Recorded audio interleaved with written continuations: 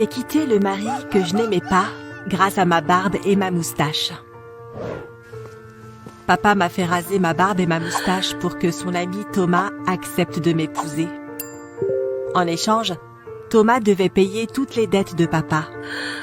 Mais j'avais une maladie grave et les docteurs m'avaient interdit de retirer les poils du visage. En plus, j'avais peur qu'ils repoussent plus épais. Toute ma vie, papa s'est moqué de mes poils du visage. Il me détestait, car maman a été décédée en me mettant au monde. À cause des insécurités que papa m'avait données, j'ai grandi solitaire. J'ai même trouvé un emploi à distance à cause de ça. J'ai décidé de m'échapper. Je ne voulais pas épouser un homme qui avait presque le double de mon âge. Pour la première fois, j'ai refusé de faire ce que papa disait. Mais la même nuit, il a eu une crise cardiaque. Il avait besoin d'un traitement qu'on ne pouvait pas payer. J'ai dû céder. J'ai rasé mon visage pour la première fois. Même si cela m'a rendue plus jolie, les possibles complications de ma maladie m'effrayaient. Je prévoyais de fuir mon mari dès que papa irait mieux. Puis je n'aurais plus à mettre ma vie en danger. Mais un mois plus tard, j'ai appris que j'étais enceinte. Avec le bébé, mon mari aurait encore plus d'affection pour moi. Je n'ai donc rien dit à Thomas et je suis allée en secret à une clinique.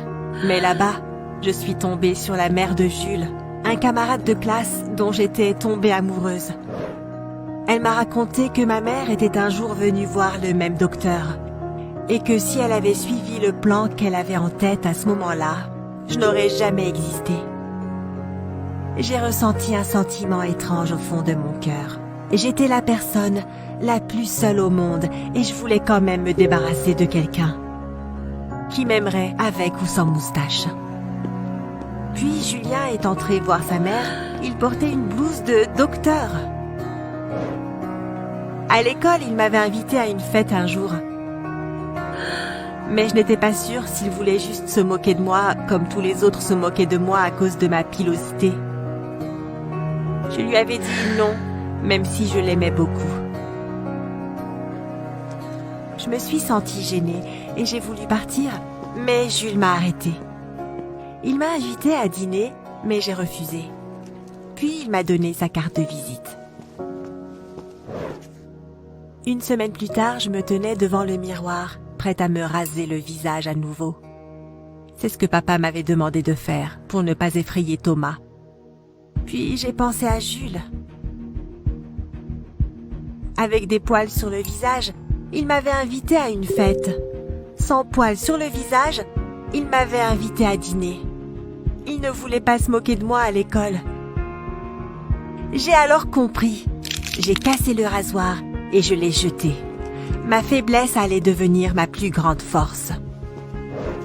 Une semaine plus tard, Thomas a vu mes poils du visage et a été choqué. Je m'attendais à ce qu'il me quitte et j'avais déjà fait mes valises. Puis Thomas a découvert le test de grossesse que j'avais laissé dans l'armoire de la salle de bain. Thomas était ravi d'avoir un héritier. Il a dit qu'il me laisserait partir après la naissance du bébé. Il a ajouté qu'il ne supporterait pas une femme avec une moustache et une barbe. Puis j'ai mentionné de manière détendue que la pilosité du visage était héréditaire. J'ai dit à Thomas que maman en avait aussi, mais que papa ne lui avait jamais dit. En 1 heure, Thomas et moi étions à la clinique où Jules nous attendait. Je lui avais envoyé un message sur la route. Jules a confirmé, mes enfants allaient être atteints de pilosité excessive sur le visage. Thomas m'a dit d'aller en enfer, juste devant Jules. Je suis partie furieuse, mais j'étais heureuse. Je m'étais libérée du mari que je n'aimais pas. En même temps, j'ai eu envie de pleurer. Je venais de devenir mère célibataire. Jules m'a rattrapée et m'a proposé de me ramener. À la maison, je suis tombée sur mon père alité, marchant tout heureux dans le jardin. Il m'avait menti pour que je me marie avec Thomas. Et Thomas le payait. Papa m'a hurlé dessus de toutes ses forces quand il a découvert qu'il n'allait plus recevoir d'argent facile. Il m'a dit que j'avais une dette envers lui.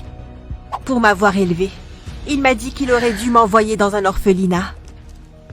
Je lui ai donné le rasoir avec lequel il m'avait fait me raser avant le mariage. Puis je lui ai dit qu'il pouvait se raser de la tête aux pieds. Thomas payerait peut-être pour ça.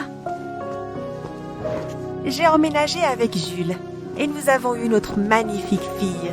Peu après, que Jules a accepté comme la sienne. Jules a payé pour une procédure coûteuse qui m'a libérée de mes poils du visage une bonne fois pour toutes.